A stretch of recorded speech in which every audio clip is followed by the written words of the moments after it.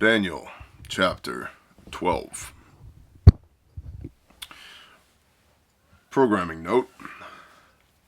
We didn't have this video last week because I've been pretty sick.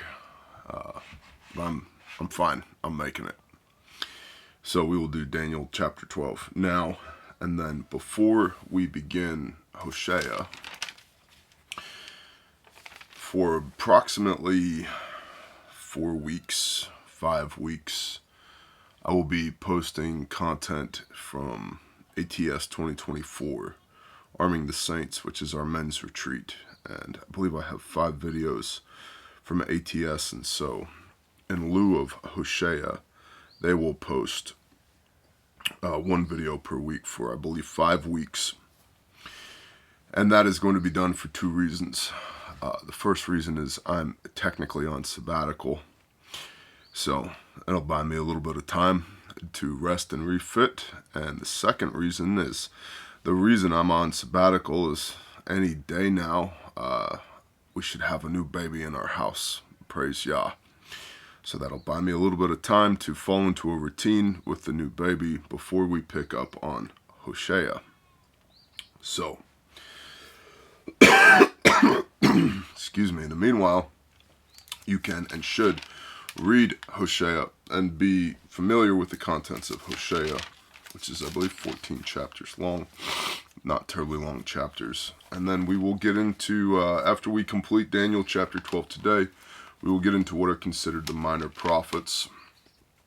And then after the minor prophets, we've got Psalms and Proverbs and a handful of other things, and that will complete the Old Testament.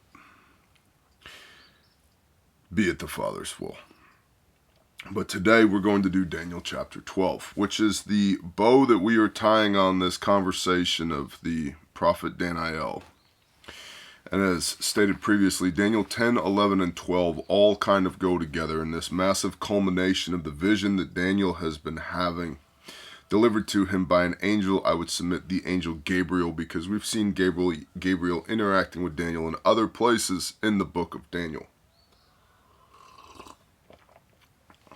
Thus, we don't have an introduction by name of the angel in Daniel 10, 11, 12, because my summation is they knew each other already. No need for a handshake and exchanging business cards. They're familiar with one another.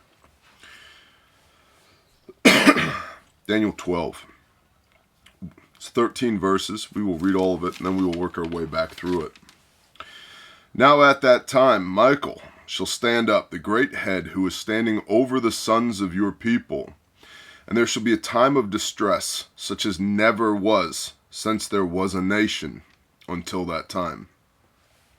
And at that time, your people shall be delivered, every one who is found written in the book. And many of those who sleep in the dust of the earth wake up, some to everlasting life, and some to reproaches, everlasting abhorrence. And those who have insight shall shine like the brightness of the expanse, and those who lead many to righteousness like the stars forever and ever.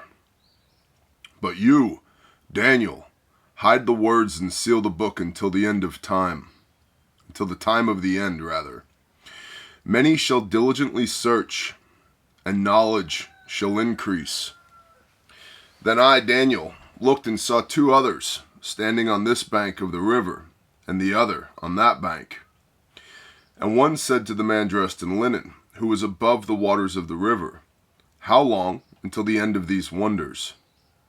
And I heard the man dressed in linen, who was above the waters of the river, and he held up his right hand and his left hand to the heavens.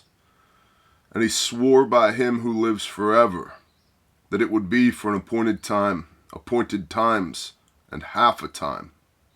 And when they have ended scattering the power of the set apart people, then all these shall be completed. And I heard, but I did not understand. So I said, my master, what is the latter end of these matters? And he said, go, Daniel, for the words are hidden and sealed till the time of the end. Many shall be cleansed and made white and refined, but the wrong shall do wrong, and none of the wrong shall understand. But those who have insight shall understand. And from the time that which is continual is taken away, and the abomination that lays waste is set up, is 1,290 days. Blessed is he who is waiting earnestly, and comes to 1,335 days. But you, go your way till the end, and the rest, and arise to your lot at the end of days.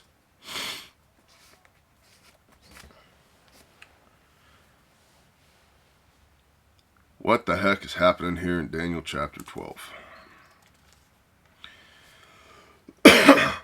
We saw in Daniel chapter 11, as we've seen over and over in Daniel, that the book of Daniel is prophetic, and it is prophetic on two different timelines.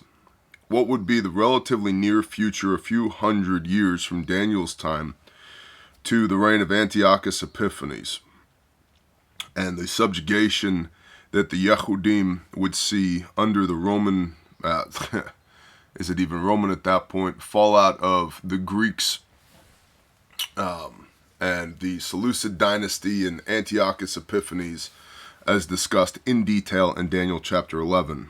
You should watch that video if you haven't seen it yet. And the nature of that prophecy was so specific in detail to the point that more liberal Bible scholars have elected to change the dates of Daniel's prophecy because they figure there's no way that he could know with such detail what was to come in the future. Because those liberal biblical scholars study the Bible but have no faith and no belief in Elohim.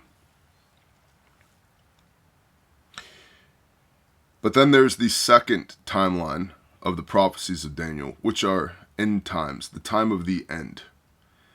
And there are patterns in the Bible and in the book of Daniel, patterns that are repeated over and over again. And so we've seen that Antiochus Epiphanes is a shadow of the coming Antichrist and end times, as prophesied by Messiah and many others. And so Daniel 12 puts a bow on all of this. And the time frame that we're talking about is here near the end, near the time of what would be considered what the Yehudim, the Jews, called Jacob's distress, and what the Christian church calls end times, or the Great Tribulation. And so in verse 1, now at that time, this is the time we're talking about, Michael shall stand up, the great head who is standing over the sons of your people. This is the archangel Michael. There is a hierarchy of angels. Angels are real. Demons are real. They're just not physical beings. Therefore, the vast majority of physical beings, aka people, have mental assent only to the fact that they exist because they haven't actually experienced them. I've seen hundreds of demons in my entire life. And in that entire life, from the time I was a wee little child to now. And during that time span, I've seen a single solitary angelic being. And the power and authority and pure white light beauty of that one angel was enough to overshadow the hundreds of demons and black shadow things I've seen in my entire life. They're real. And I understand why people fall down and do obeisance to them, because they are awesome and mighty in power. Michael is one of the archangels. Non-canonical texts name 7 archangels. The Bible names 2, Michael and Gabriel. But you could read the book of Enoch if you're so inclined and get the names of the remainder. So Michael is the archangel who is the great head who is standing over the sons of your people. Michael protects Israel, not the nation state of, but the people group of Israel. And there shall be a time of distress, such as never was since there was a nation or ethnos, people group. Not lines drawn on a map, a lineage, Beidoratav, genealogy of people. The Yehudim, the Jews, have for millennia been persecuted, and there have been myriad attempts to systematically wipe them out. And so this time of Jacob's distress, as prophesied here, will be so great that all other attempts will pale in comparison. These end times will make Auschwitz-Birkenau seem like a nothing burger, a non-factor. It'll be like that. Now, there's a thread that we're going to tug here that I think is interesting. It may or may not be relevant, but I think it's interesting. Regarding Michael, and as we'll see, these two witnesses here. And so our first cross-reference is Jude 1 verse 9. That is the book directly before Revelation. It's a single page long. Jude 1 verse 9. And Yehuda, or Jude, said, "But Michael, the chief messenger, archangel, in contending with the devil, when he disputed about the body of Moshe." Oh, Michael and Satan fought over the body of Moshe. That's not in my Bible. No, but it is in the book of Jasher, I believe it is. Possibly Jubilees as well. Michael, the chief messenger, when he disputed about the body of Moshe, presumed not to bring against him, Satan, a blasphemous accusation, but said, "Yahweh rebuke you." Why did Yah need Moshe's body? Oh, we'll get into that. It's also important to point out, see, in Christendom, it's taught that the antithesis of Satan is Yeshua. That's not biblically accurate. Yeshua is Yah made flesh.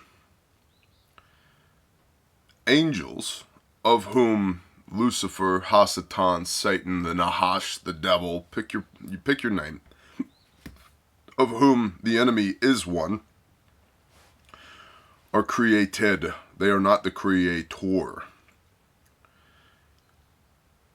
And without diving into the rabbit hole of what was the creating force with which Yah spoke the world into existence, Gospel of John chapter 1, in the beginning was the Word, and the Word was with God, and the Word was God, and not a thing was made that was not made without the Word. Yeshua is the Word made flesh.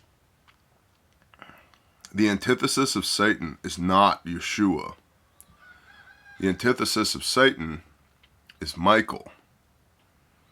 That's why you can cast out demons in the name of Yeshua, including the enemy. Because in the power structure, the hierarchy of the heavens, Yeshua does and always has outranked Hasatan, which contributes to the mindset of Hasatan and his angels who fell, why they have this animosity towards believers and why they have this animosity towards Messiah. They're trying to punch above their weight class, but they are all subservient to, they all fall under the authority of Yeshua. Because Messiah is not the opposite of Satan. Michael is.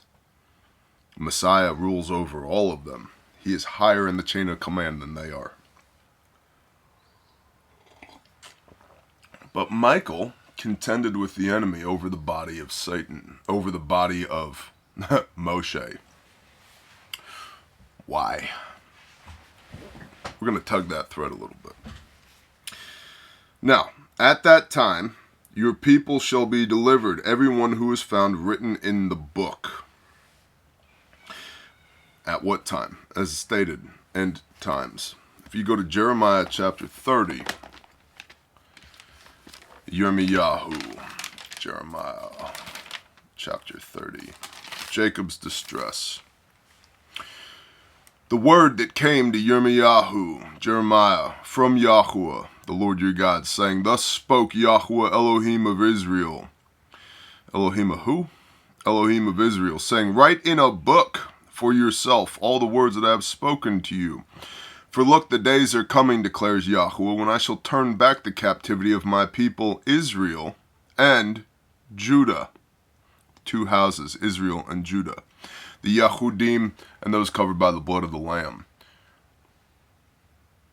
Genesis 32. If you have belief in Messiah, you are grafted into Israel, and the personage, Yah made flesh, that you are in ketubah covenant with by the blood of this covenant. Oh yeah, marriage, blood of the covenant. Because if the woman is a maiden, there will be blood on the wedding night. That's why Mama saves the sheets. Yeah, so she can prove the ketubah, the covenant. There is no covenant without blood. I'm under the blood of the Lamb. Congratulations, you're married to a Jewish guy. Matthew chapter 1. My people Israel and Judah, declares Yahweh, and I shall bring them back to the land that I gave to their fathers and let them possess it. These are the words Yahweh spoke concerning Israel and Judah. For this is what Yahweh said. We have heard a voice of trembling, of fear, and not of peace. And now, and see if a man is giving birth, why do I see every man with his hands on his loins like a woman in labor, and all their faces turned pale? Oh, for great is that day, there is none like it. And it is the time of Jacob's distress, but he shall be saved out of it. And it shall be in that day, declares Yahweh of hosts, that I break this yoke from your neck, and tear off your bonds, and foreigners no more enslave them. And they shall serve Yahweh their Elohim, and David their king, whom I raise up for them. And you do not fear, O Jacob, my servant, Jacob, Israel, declares Yahweh, nor be discouraged, O Israel, for look, I am saving you from afar, and your seed from the land of their captivity. And Jacob shall return, and have rest, and be at ease, with no one to trouble him. For I am with you, declares Yahweh, to save you. Though I make a complete end of all nations where I have scattered you. Key in on that word scattered. We're going to touch on that in a minute. Yet I do not make a complete end of you, but I shall reprove you in judgment, and by no means leave you unpunished. Everybody else gets wiped off. You get a whooping because you didn't act right. For thus said Yahweh, your breach is incurable, your wound is grievous. No one pleads your cause to bind up. There are no healing medicines for you. All those loving you have forgotten you, and they do not seek you. For I struck you as an enemy strikes with cruel chastisement, like a sifting, a separating, a tribulation, perhaps. Because your crookedness is great, your sins have increased. Why do you cry about your breach? Your pain is incurable, because your many crookednesses, because your sins, 1 John 3 verse 4, sin is transgression of the law. Because your sins have increased. I have done this to you. So this is of Yah. However, all those who devour you shall be devoured, and all your adversaries, every one of them, shall go into captivity, and those who exploit you shall be exploited, and all who prey upon you shall make a prey. For I restore health to you, and heal you of your wounds, declares Yahweh. For they have called you an outcast, saying, This is Zion, no one is seeking her. Thus said Yahweh, See, I turn back the captivity of Jacob's tents, and have compassion on his dwelling places, and the city shall be built upon its own mound, and the palace stand on its own right place. And out of them shall arise thanksgiving, and the voice of those who are laughing, and I shall increase them, and they shall not diminish, and I shall esteem them, and they shall not be small. And his children shall be as before, and his congregation shall be established before me. And I shall punish all who oppress them. And his prince, capital P, prince, shall be from him, and his ruler, capital R, ruler, shall come from among him, Yeshua. And I shall bring him near, and he shall approach me. For who is this who pledged his heart to approach me? Who pledged his heart to approach me, Yeshua. And you shall be my people, and I shall be your Elohim. See, the storm of Yahweh shall go forth in a rage, a whirling storm. It bursts open the head of the wrong. The burning displeasure of Yahweh shall not turn back until he has done and established the purposes of his heart. In the latter days you shall understand it. This is Jacob's distress. It's a time of trial and tribulation to separate the wheat from the chaff and destroy the nations that oppress Israel and Judah and reprove Israel and Judah for their transgressions. Yeah, made it one verse in Daniel chapter 12, 20 minutes in. And at that time your people shall be delivered. Jacob's distress. End times. The tribulation. Everyone who is found written in the book. Written in the book. Genesis 17. Are you flipping? Verse 7. Yah speaking, and I shall establish my covenant between me and you and your seed after you in their generations for an everlasting covenant. How long? Everlasting. There goes your modern church theology, replacement theology. Because this is Yah speaking to Avram, before he's even Abraham, Avraham. I shall establish my covenant between me and you and your seed after you in their generations for an everlasting covenant, to be Elohim to you and your seed after you.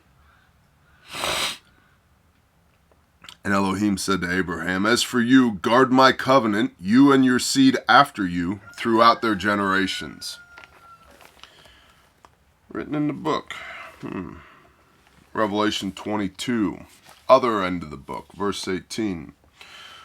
Yeshua speaking, for I witness to everyone hearing the words of the prophecy of this book. If anyone adds to them, Elohim shall add to him the plagues that are written in this book. And if anyone takes away from the word of this prophecy, Elohim shall take away his part from the book of life and out of the set apart city, which are written in this book. The book of life, the covenant, established first with Abraham and then his generations after him, everlasting, according to Yahweh. And Malachi 3 verse 6 says, I am the Lord Yahweh Sabaoth, I change not. And if Jesus is God, if Yeshua is Yahweh, and Yah doesn't change, then it doesn't matter what doctrines or dogmas have been shoved down your throat. Messiah does not change the word of Elohim. He establishes the word of Elohim. Verse 2. And many of those who sleep in the dust of the earth shall wake up, some to everlasting life, and some to reproaches, everlasting abhorrence. This is the resurrection of the dead. There are two resurrections of the dead, as we have covered in Revelation chapter 20. There's an entire video on that. And by the way, I do appreciate your comments. I'm not interested in any interpretive comments. Could it mean this? What about that? Does it mean this? No, the Bible means what it means. Doctrine of Inerrancy, codified in 1977. It is a cornerstone of my theological beliefs. Let the Bible interpret the Bible. Simple as that. Let the Bible interpret the Bible. And if there's something in the Bible that doesn't make sense to us, either it has been sealed from us for this time until it is revealed in the latter days, like this prophecy here in Daniel. In large part, what the angel is saying here is, it'll make sense when you see it. But Daniel, you don't have to worry about it because you ain't going to see it. In fact, that's what the last line is. But you go your way till the end and rest and arise to your lot at the end of days. We'll touch on that in a moment. So either it's been sealed from our eyes, or we don't yet have enough of an understanding of what this word says in order to be able to accurately interpret the Bible with the Bible. Both of which are okay, because we are mere humans. Deuteronomy 29:29 says, the secret matters belong to Elohim, but what has been revealed belongs to us and our children forever to do all the words of this Torah. aka we have enough of what we need to do this word. The remainder, that belongs to Elohim, which is part of why I believe the Father says, do not engage in divination or sorcery, no witchcraft. The Bible doesn't say those things don't work. It says that they're not for us.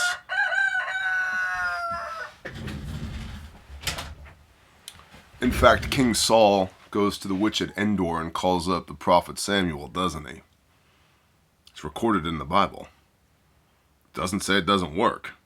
Yah says don't do this. And Samuel's pissed. What are you doing, Saul? Why did you wake me from my slumber? Which gets into verse 2 here. The slumber, and many of those who sleep in the dust of the earth wake up. See, we have this modern interpretation of heaven and hell. You die, and your soul is either instantly transported to be with Yah, or instantly transported to be tormented by Satan in the depths of hell. Thank you, Dante's Inferno. That's not biblical. Biblically, you go to sleep. And then at the end of an age, you wake up for judgment.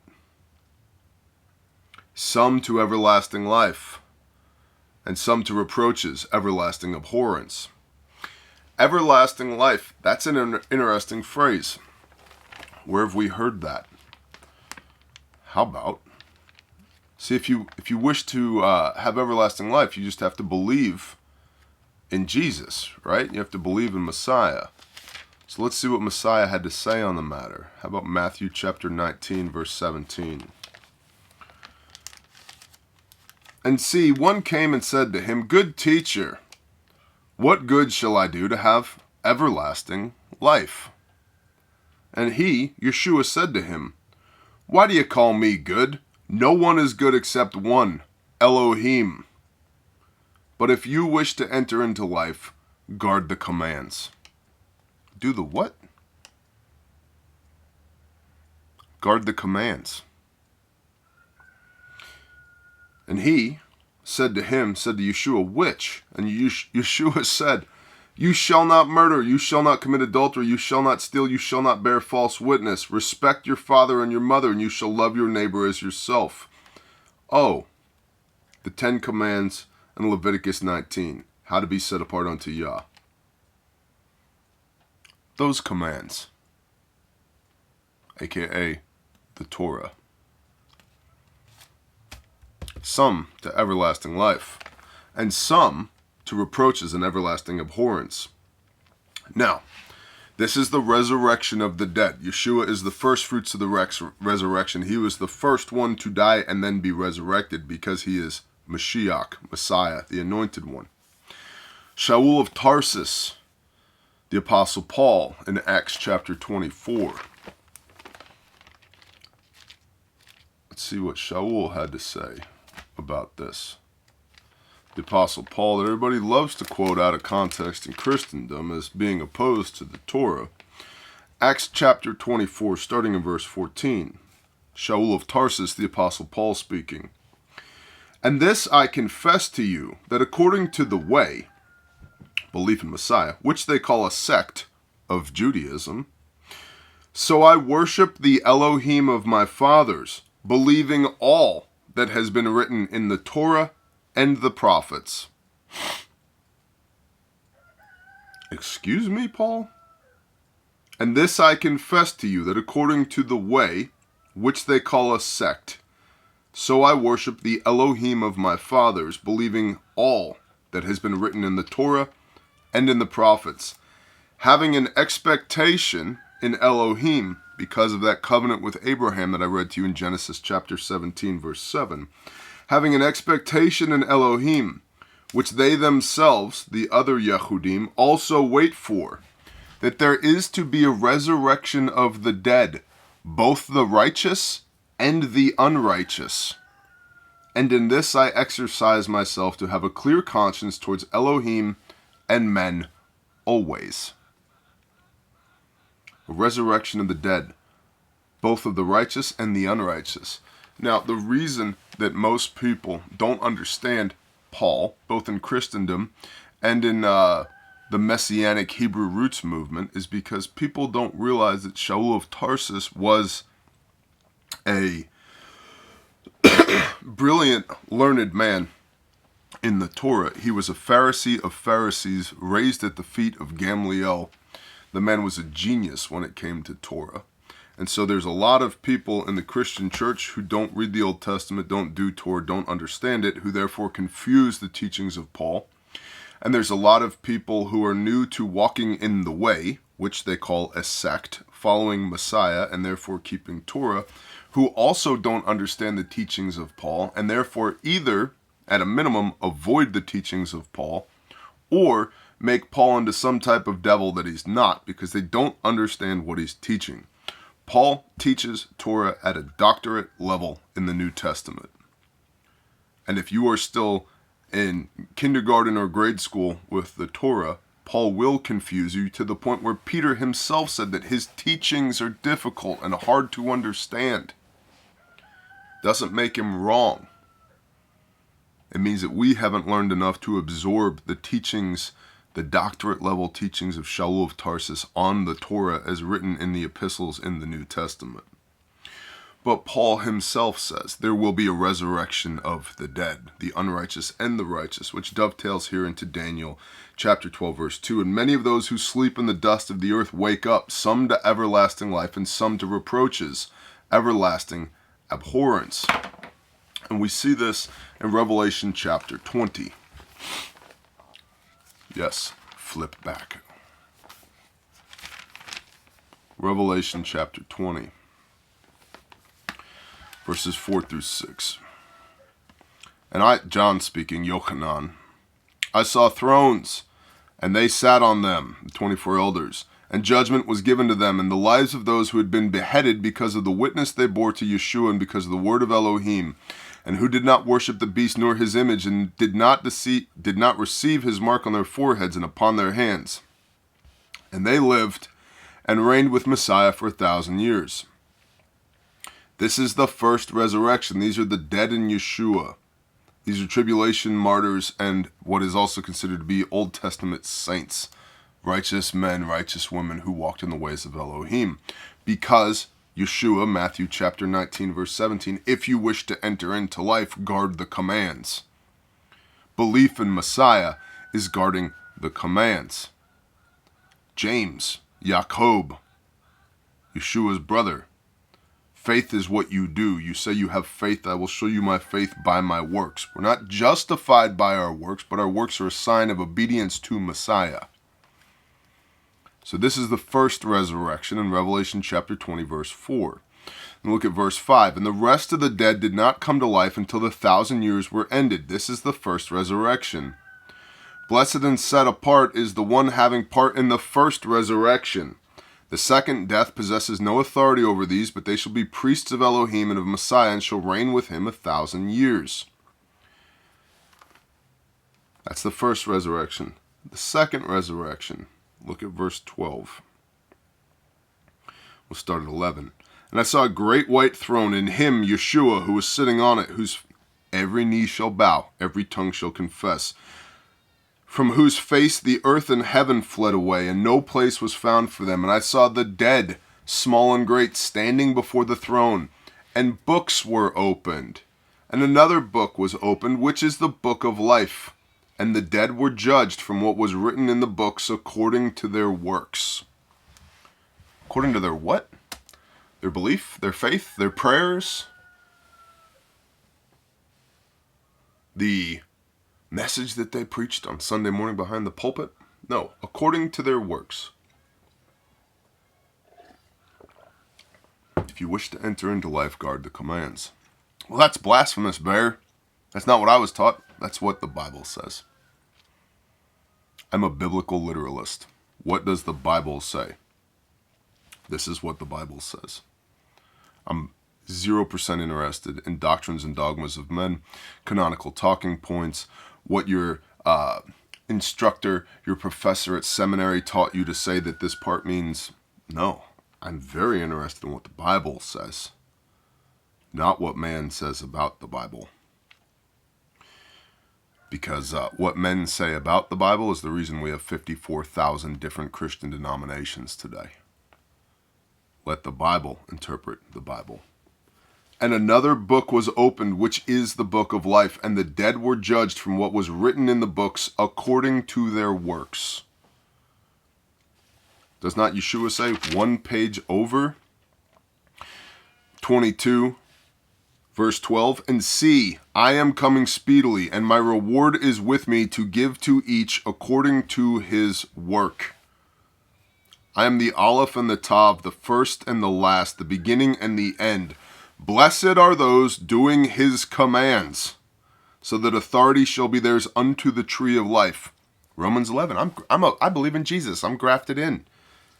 Blessed are those doing his commands, so that authority shall be theirs unto the tree of life, to enter through the gates into the city. This city being the Holy Jerusalem, which is the new heaven. We have an entire, every word of Revelation I've read on camera with y'all. Recommend you go check that out if there's some stumbling blocks in here for you. So, Daniel 12, verse 2. And many of those who sleep in the dust of the earth wake up, some to everlasting life, and some to reproaches, everlasting abhorrence. This is the resurrection of the dead. There are two resurrections of the dead, of the righteous first, and then of the damned. Some to everlasting life, and some to reproaches, everlasting abhorrence. Verse 3. And those who have insight shall shine like the brightness of the expanse, and those who lead many to righteousness like the stars forever and ever.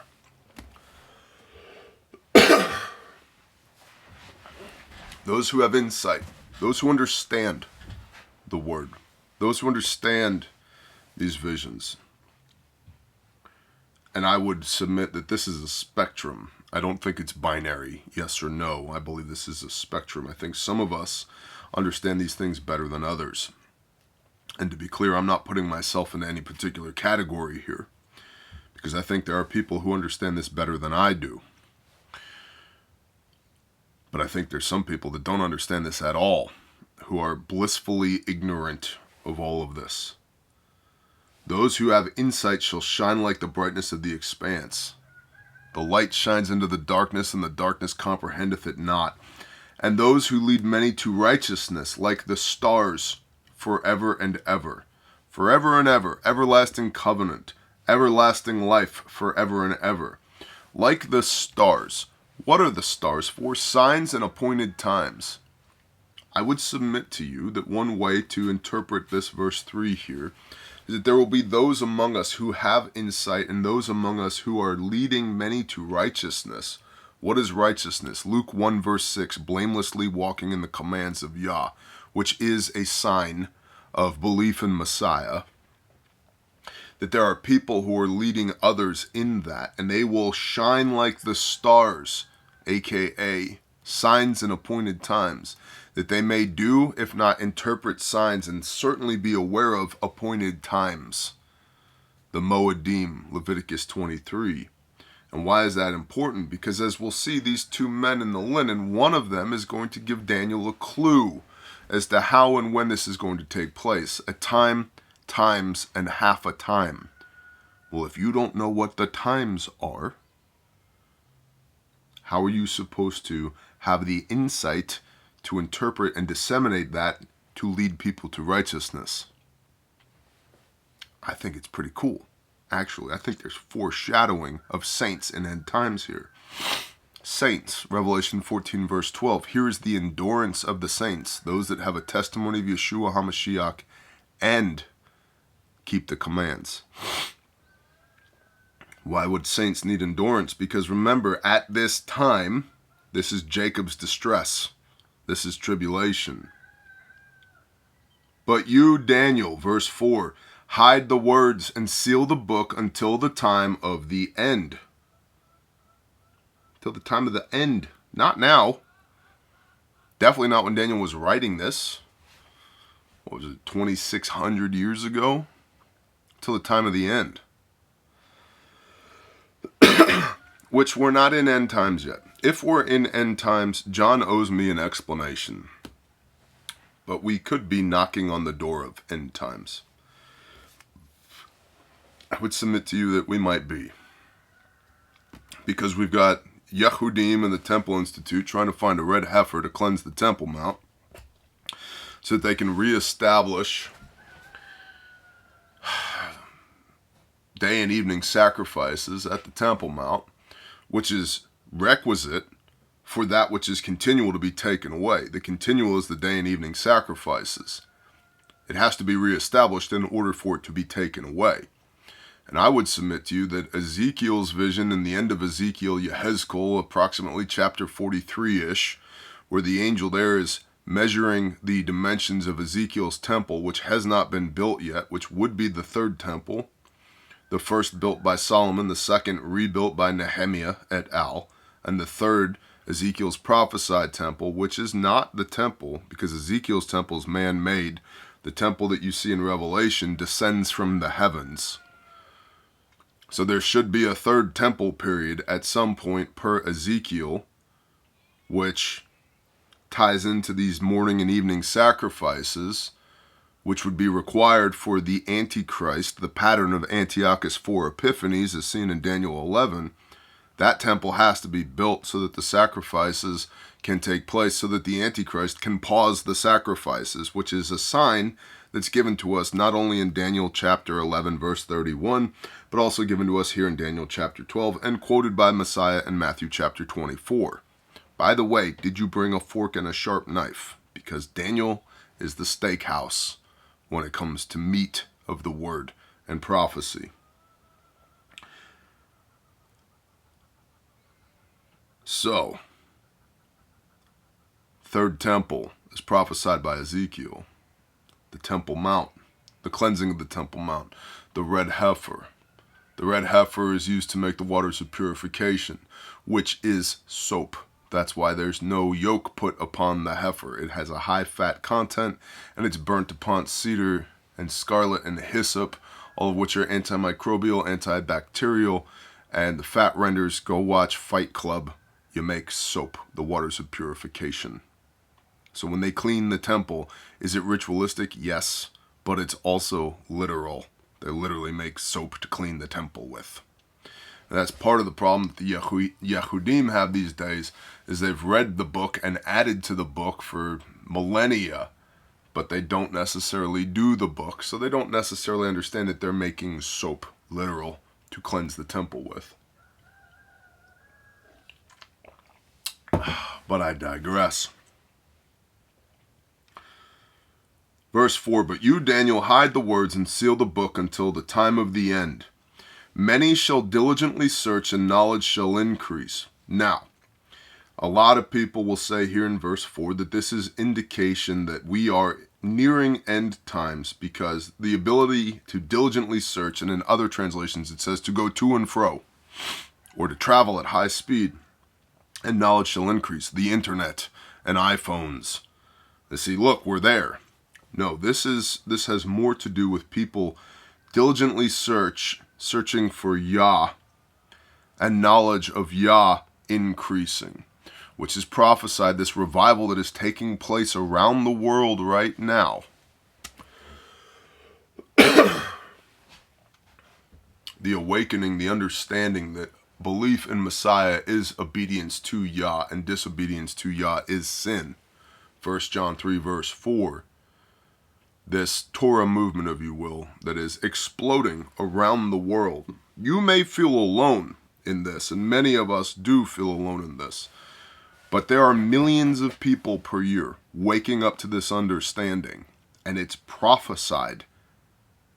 And part of it is right here. Many shall diligently search, and knowledge shall increase.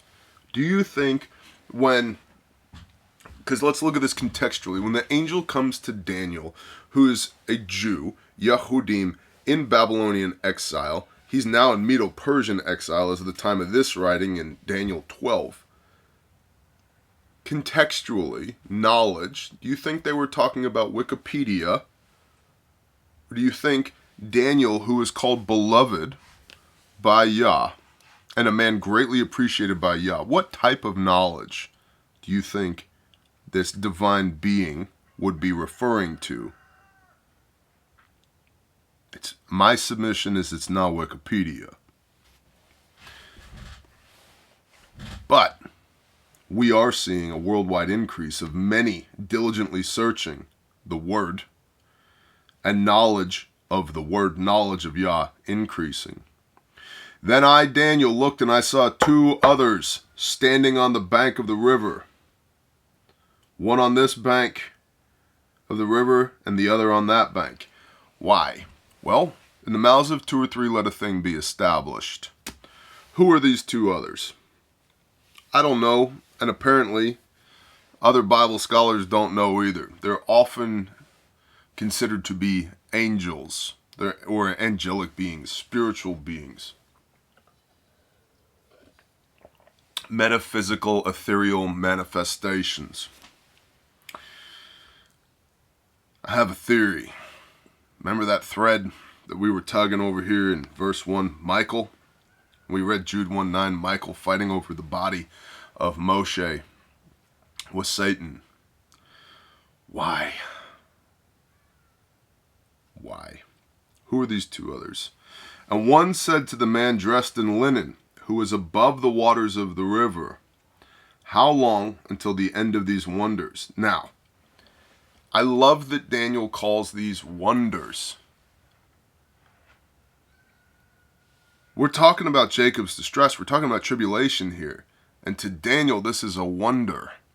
Not something to be afraid of. This is Yah in all of his might and power and glory, exercising on his authority for the reproof and instruction of his people and the destruction of those who would persecute his people. This is Yah doing Yah stuff. And Daniel's like, this is going to be wondrous. And we need to remember that we're not like freaking out in end times. Oh my God, it's so terrible. Just take me now.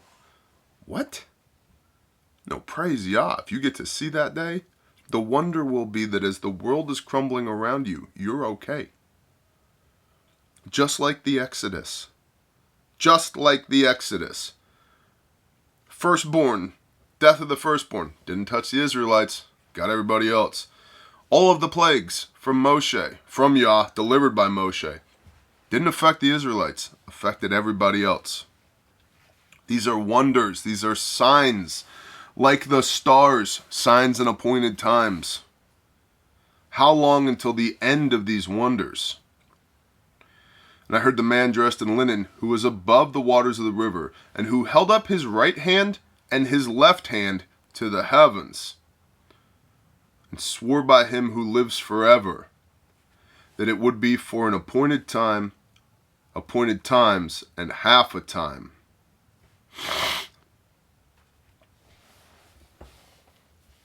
Who have we seen? So where do we get appointed times from? Leviticus 23. Who wrote Leviticus?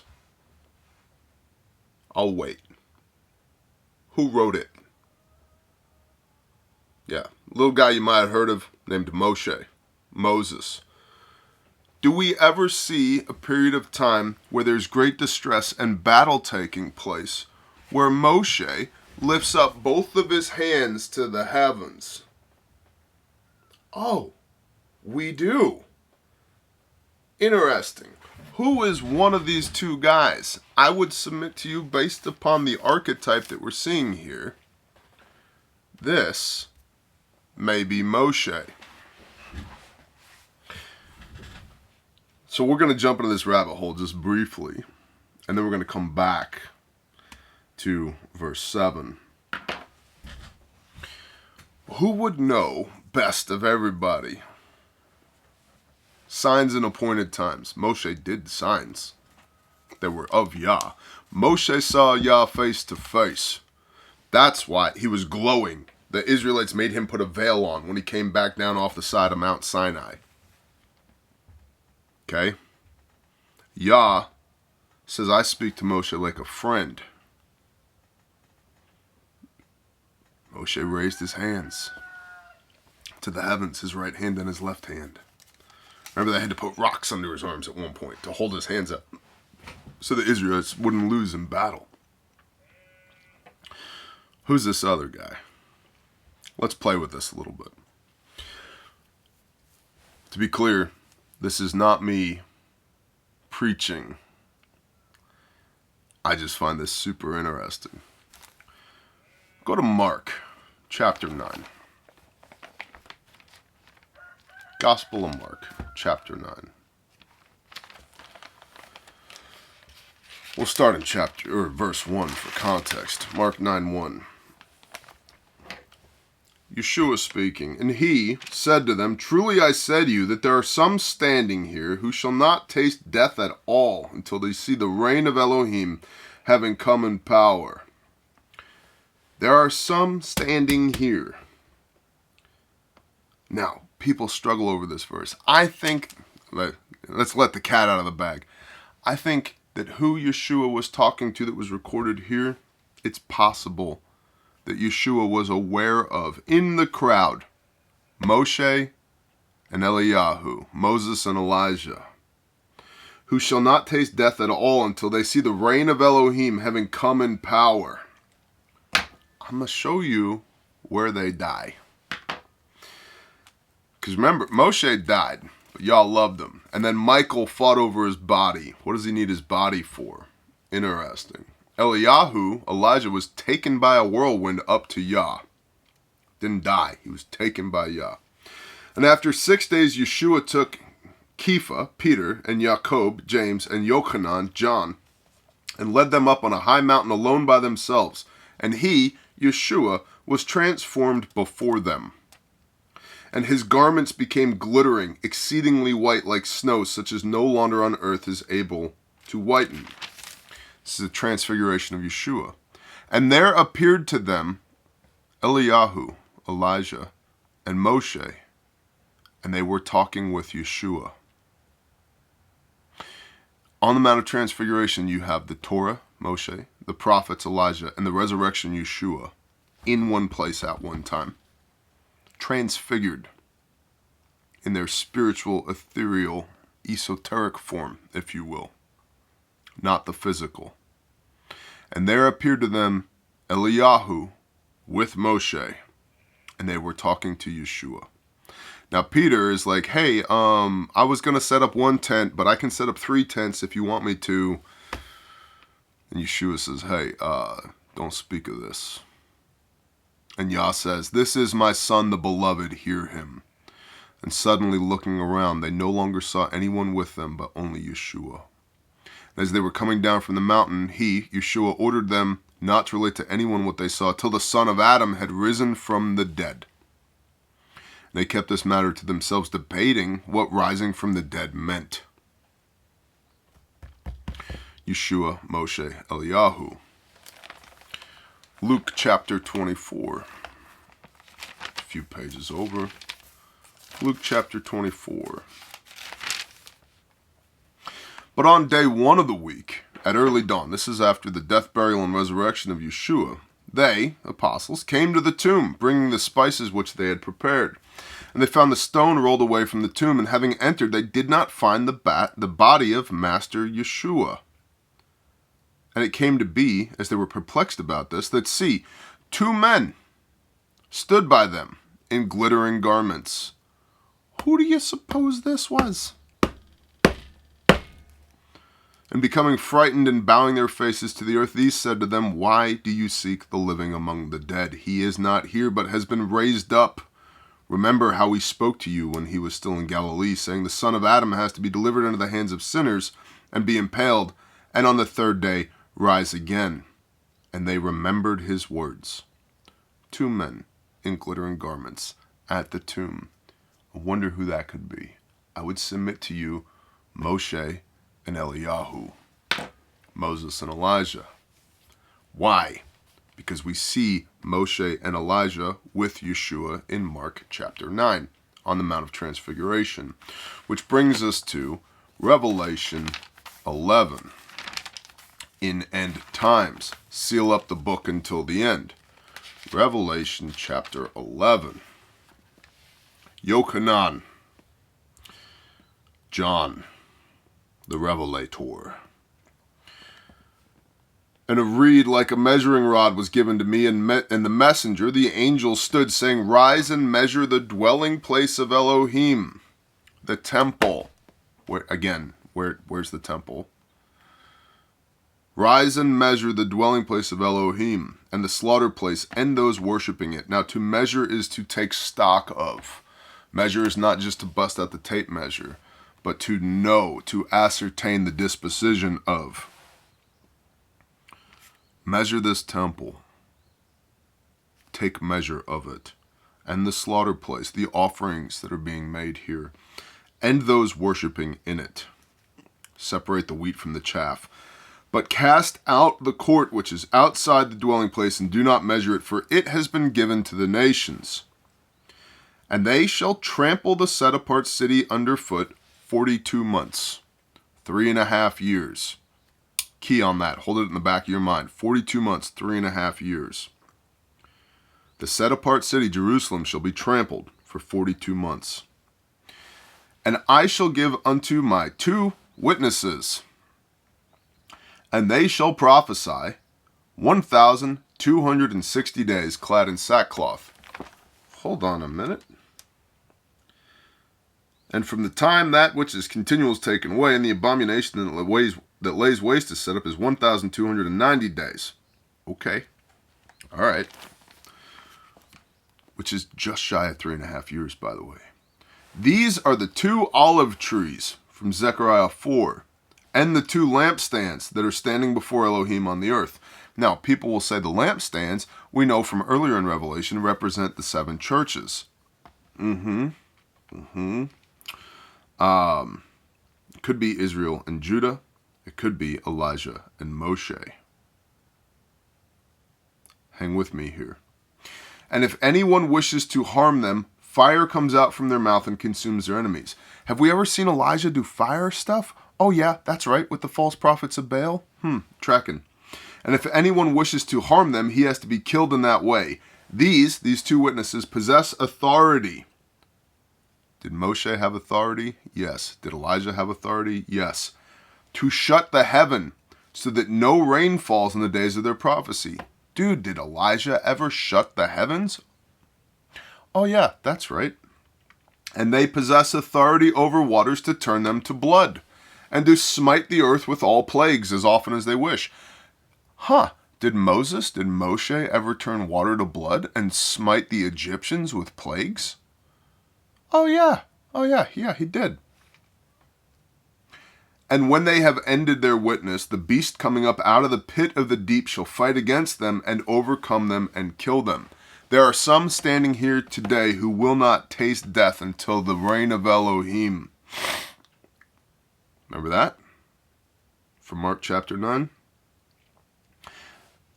The beast coming up out of the pit of the deep shall fight against them and overcome them and kill them. And their dead bodies lie in the street of the great city, which spiritually is called Sodom and Mitzrayim, where also our master was impaled.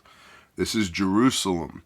But Jerusalem has fallen and been degraded to the point that it's referred to as if it was Sodom or Egypt. And some of the peoples and tribes and tongues and nations see the dead bodies for 3.5 days, and not allow their bodies to be placed into tombs. And those dwelling on the earth rejoice over them and exult, and they shall send gifts to each other, because these 2 prophets tortured those dwelling on the earth. And after 3.5 days, a spirit of life from Elohim entered into them. Why does Jude 1:9, why does Yah need Moshe's body? And some of the peoples and tribes and tongues of the nations see their dead bodies for 3.5 days. And after 3.5 days, a spirit of life from Elohim entered into them, and they stood upon their feet, and great fear fell on those who saw them. And they heard a loud voice from the heavens saying to them, "Come up here." And they went up into the heavens in a cloud, and their enemies saw them.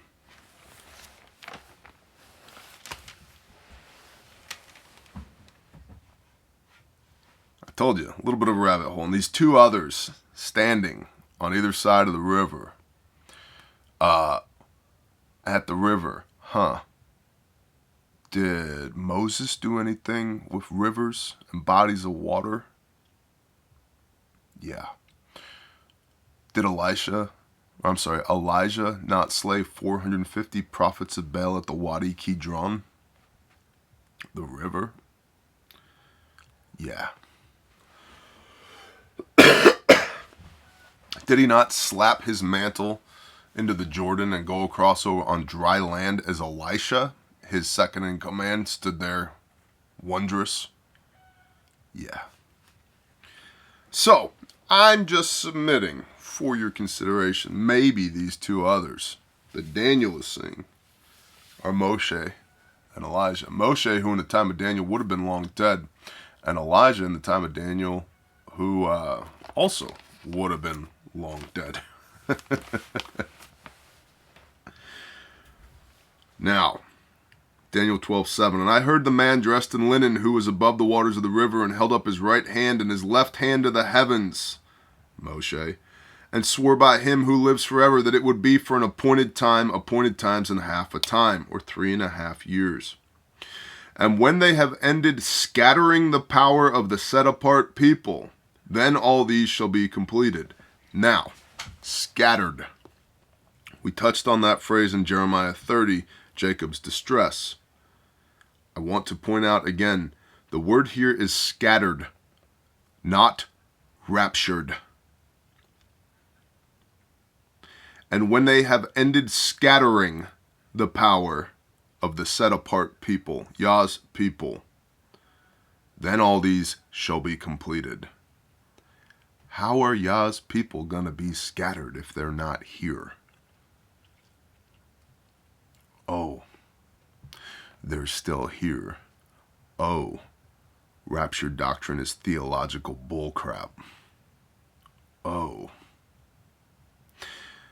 Daniel speaking, verse 8, and I heard, but I did not understand. So Daniel heard and did not understand. And we need to understand that, because everything downstream from there, all this biblical interpretation of what Daniel really meant, what he was saying was, Daniel didn't know.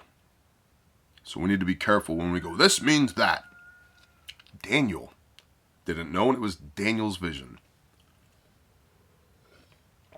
But praise Yah, Daniel was obedient and wrote it down for us for the latter days. And I heard, but I did not understand. So I said to my master, what is the latter end of these matters? How does it end, bro? And he said, go, Daniel, for the words are hidden and sealed till the time of the end. Till the time of the end. Now, Revelation 1. Verse 3, beloved ones, making all haste to write to you concerning our common deliverance, I felt the necessity to write to you, urging for you to earnestly contend for the belief which was once for all delivered to the set apart ones.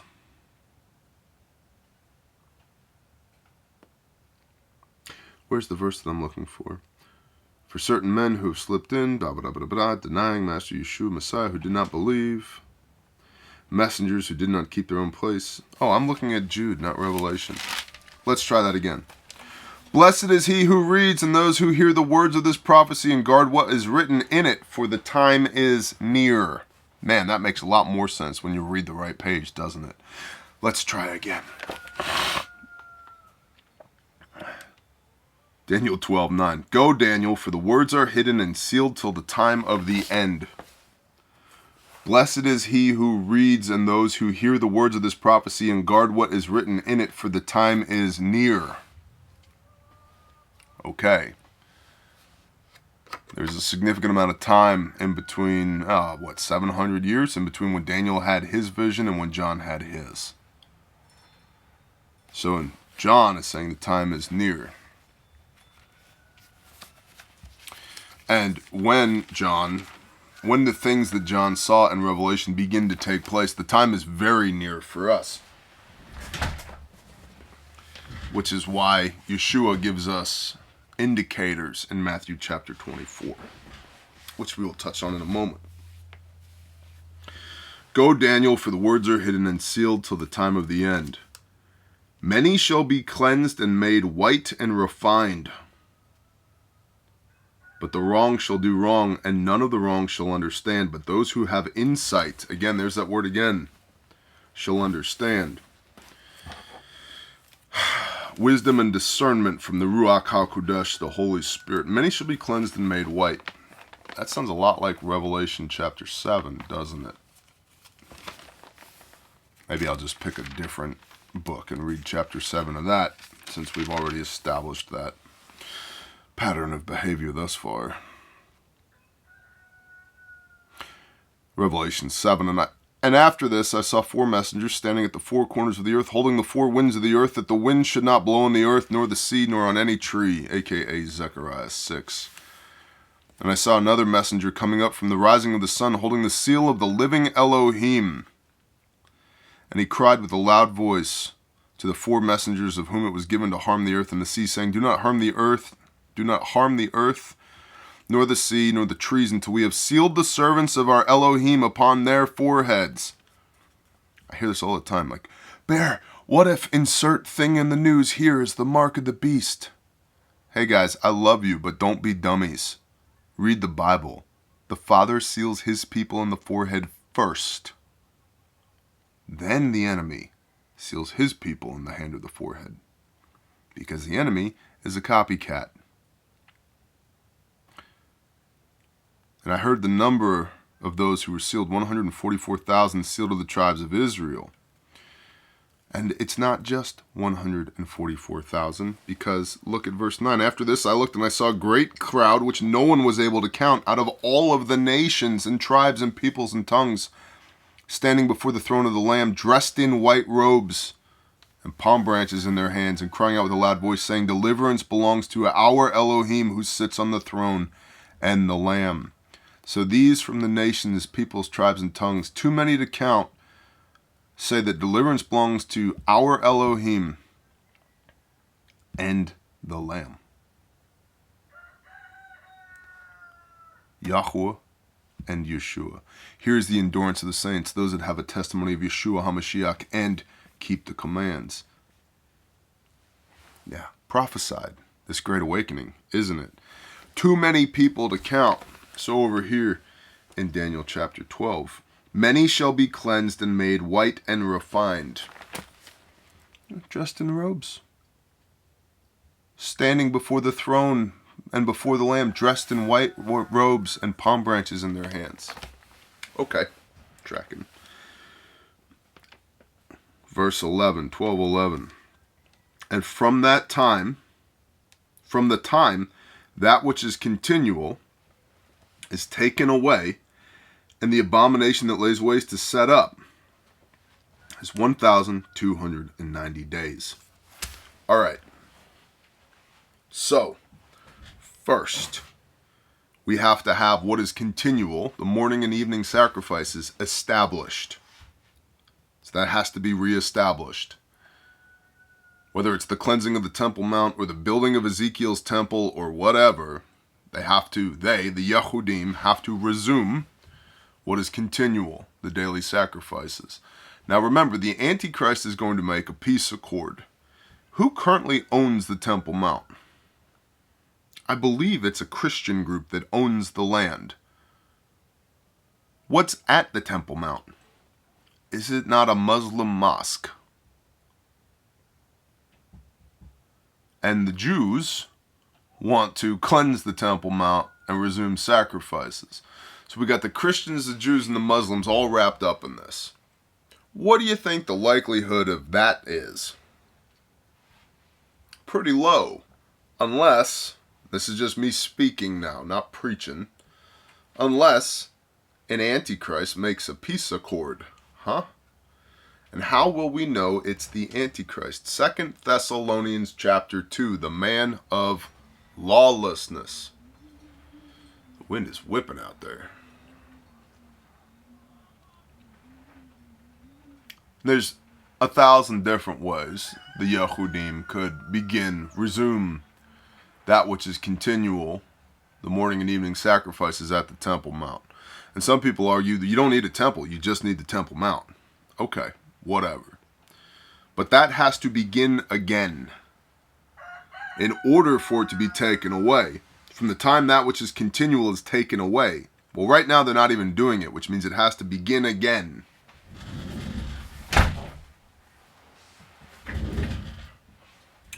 then it will be taken away.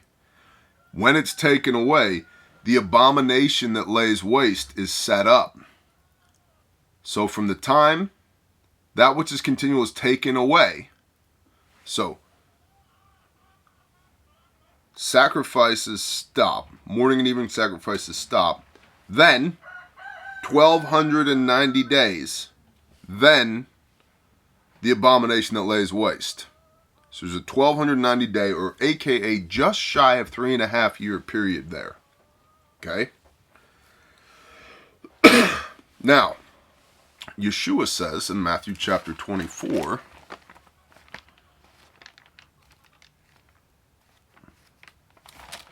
Matthew chapter 24, verse 15. So, when you see the abomination that lays waste, spoken of by the prophet Daniel, set up in the set-apart place, he who reads, let him understand. Then those who are in Judah flee to the mountains. This is your sign to bug out. It's about to get serious. There's about a 3.5 year period of time, just shy of 3.5 year period of time, between when the morning and evening sacrifices stop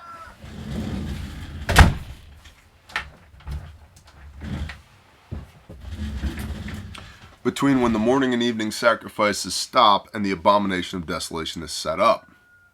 Okay? So it's not instant. It's 1290 days in between those two things. What is the abomination of desolation? The abomination that lays waste. Well, remember, from chapter 11, we have the pattern of Antiochus Epiphanes. Verse 31, and strong ones shall arise from him and profane the set-apart place and the stronghold, and shall take away that which is continual, and set up the abomination that lays waste. What did Antiochus do? He put a carved image of Zeus in the temple and slaughtered a pig on the slaughter place. Pigs are unclean.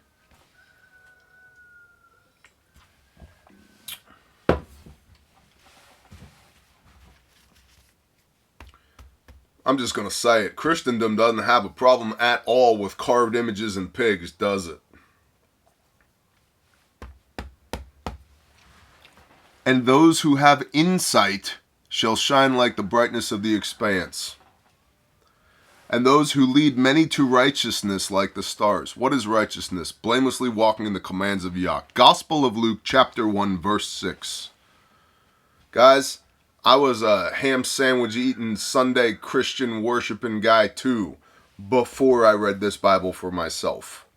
Nobody talked me into this belief system that I'm talking to you about now. I read this for myself and the Father revealed this to me. 0 outside influence. 0 from other men. Just the Word and the Spirit and Yahweh and the blood of Messiah. That's it. Christians, there will be many who are weeping and gnashing their teeth, Yeshua says. Matthew 5:17, depart from me, Matthew 7:21, depart from me, you who work lawlessness, I never knew you. You who work lawlessness, you who don't do the Torah, I never knew you. Jesus said that. Matthew 5:17, I come not to destroy the Torah or the prophets, but to complete it, plerau, embody it. For truly, truly, until heaven and earth pass away, not one jot, not one tittle shall fall from the Torah till all be done. Christians don't have a hard time with swine and graven images. In fact, I believe, unfortunately, many Christians will fall because they're given over to a great delusion. 2 Thessalonians chapter 2, if you haven't read it and if you don't know it by heart, you need to cement it into your brain and your heart. Many will be given over to this great delusion, for they did not receive the love of the truth by which they would be saved.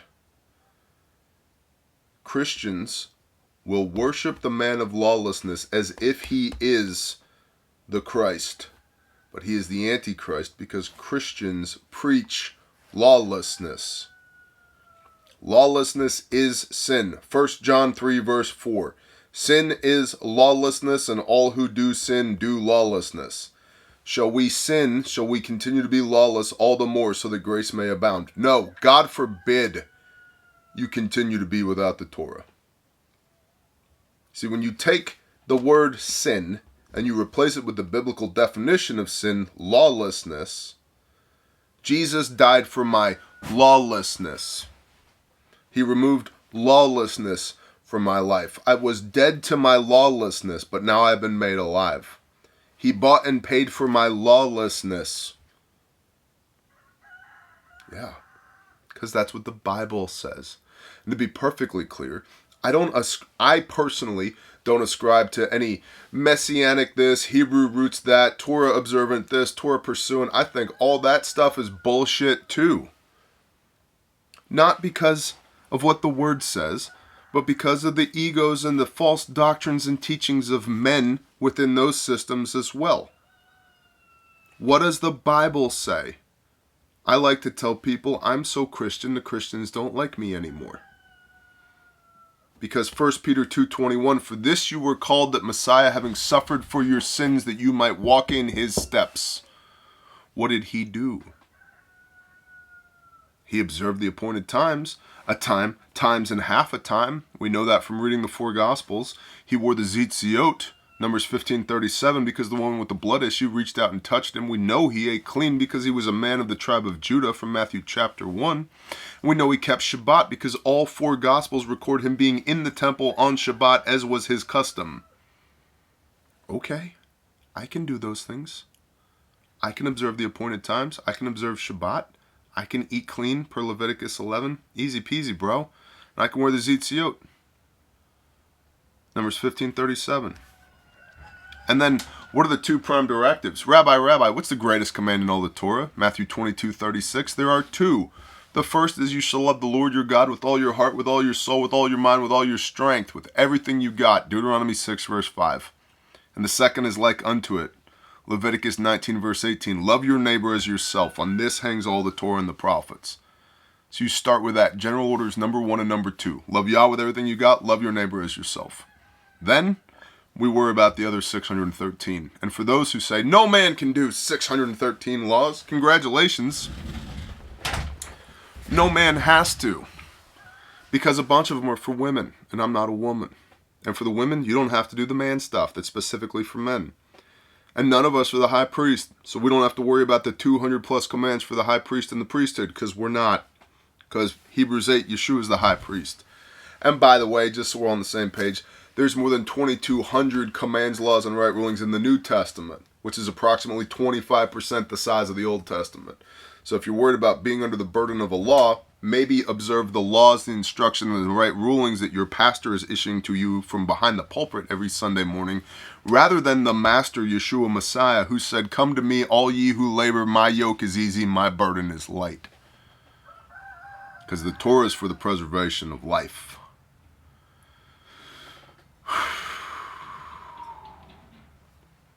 That wind is whipping. It has blown this door open 10 times, and it keeps distracting me, and I now want to punch the door closed, and I'm trying to control myself. Stand by.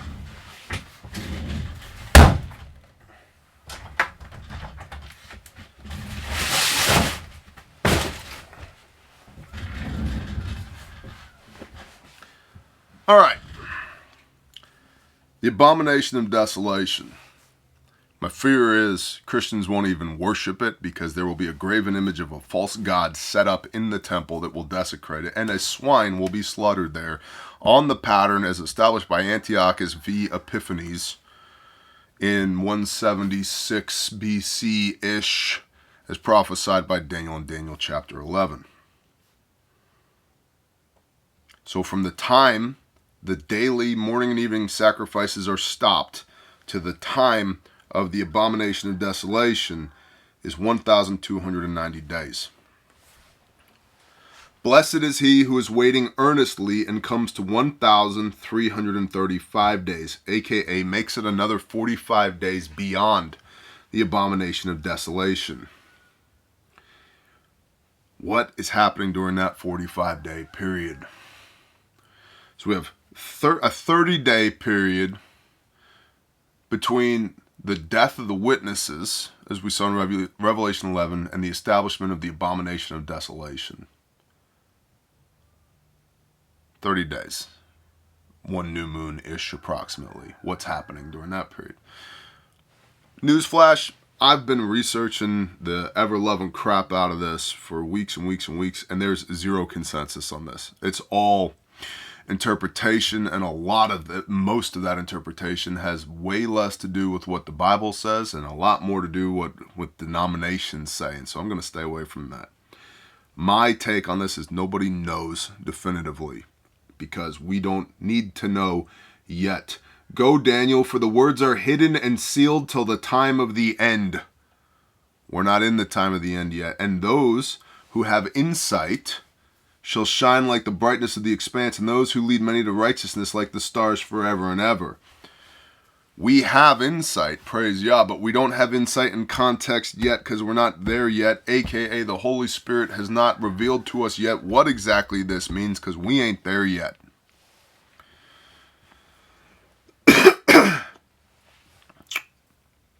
Blessed is he who is waiting earnestly and comes to 1,335 days. Matthew 24. So there's this 45-day period in between the abomination of desolation and those who are waiting earnestly and come to 1,335 days. Let's go back to Matthew 24 real quick. Matthew 24:21. Yeshua speaking. For then there shall be great distress, such as not been seen since the beginning of the world until this time.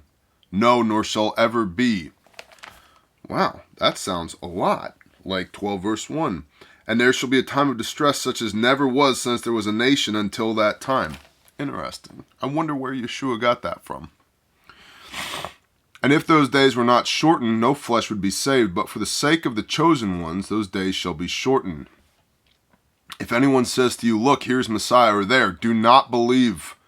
For false messiahs and false prophets shall arise, and they shall show great signs and wonders, so as to lead astray, if possible, even the chosen ones. 2 Thessalonians chapter 2.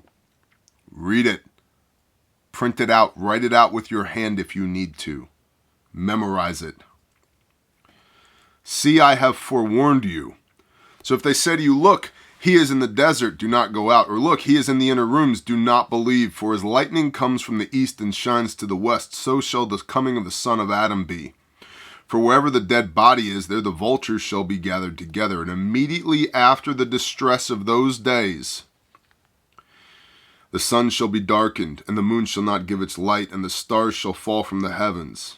Isaiah 13. And the powers of the heavens shall be shaken. Haggai chapter 2. And then the sign of the Son of Adam shall appear in the heaven, and all the tribes of the earth shall mourn. Zechariah 12. And they shall see the Son of Adam coming on the clouds. Daniel chapter 7. Of the heaven with power and much esteem. And he, Yahweh, shall send his messengers with a great sound of a trumpet. Isaiah 27. And they shall gather together his chosen ones from the four winds. Daniel chapter 7. From one end of the heavens to the other. Deuteronomy 4:32. And learn this parable from the fig tree. When its branches already become tender and put forth leaves, you know that the summer is near. So you also, when you see all these, know that he, Yeshua, is near at the doors. Truly I say to you, this generation shall by no means pass away until all this takes place. That word generation is the Hebrew word bedoratav, which means lineage or bloodline. Truly I say to you, this bloodline shall by no means pass away until all this takes place. Why? Genesis 17, verse 7, which I read to you at the beginning, because of this covenant that the Father made with Avram and his seed forever. But concerning that day and the hour, no one knows, not even the messengers of the heavens, only my Father. And as the days of Noah, so it shall be concerning the Son of Adam. For as they were in the days before the flood, eating and drinking, marrying and giving into marriage, until the day that Noah entered into the ark, they did not know until the flood came and took them away. So also shall be the coming of the Son of Adam. Then 2 shall be in the field, one is taken and one is left. See, and people go, see the rapture. 2 shall be in the field, one is taken and one is left. 2 women shall be grinding at the mill, one is taken and one is left. Doesn't mean sucked up into the sky. One is chosen, one is not. Yeshua said, come and follow me. He did not say follow me to everybody in Judea. He said follow me to a select few. And some of those he said follow me to didn't. Watch therefore, for you do not know what hour your master is coming. Blessed is he who is waiting earnestly. Follow me. One shall be taken and one is left, and comes to 1,335 days. But you, go your way till the end, and rest, and arise to your lot at the end of days. What does it all mean, Bear? Nobody knows. Not that I've found. Definitively, nobody knows to this point. So what do? But you, go your way till the end, and rest. And many of those who sleep in the dust of the earth wake up, some to everlasting life, and some to reproaches everlasting abhorrence. 12 verse 2. And rest, and arise. And many of those who sleep in the dust of the earth wake up to your lot at the end of days. Wake up, some to everlasting life, and some to reproaches and everlasting abhorrence. That is the last verse in the canonical books of Daniel. Daniel 1 through 12 in the Bible. But you go your way till the end, and rest, and arise to your lot at the end of days. But I gotta know what it means. No, the Ruach HaKodesh will tell us what it means. Because, go Daniel, for the words are hidden and sealed till the time of the end. And we'll leave you with this. Ecclesiastes 12. Verse 8. Futility, said the Kohelet. All is futile. And besides being wise, Kohelet also taught the people knowledge, and he listened and sought out, set in order many proverbs. Kohelet sought to find out words of delight and words of truth rightly written. The words of the wise are like goads, and as nails driven by the masters of collections, they were given by one shepherd, Yeshua. And beside these, my son, be warned. The making of many books has no end, and much study is a wearying of the flesh. And besides these, my son, be warned. The making of many books has no end. Oh, like the Talmud? Like the Book of Mormon? Oh, the Baha'i faith? The making of many books has no end, and much study is wearying of the flesh. Deuteronomy 29:29, the secret matters belong to Elohim. Let us hear the conclusion of the entire matter.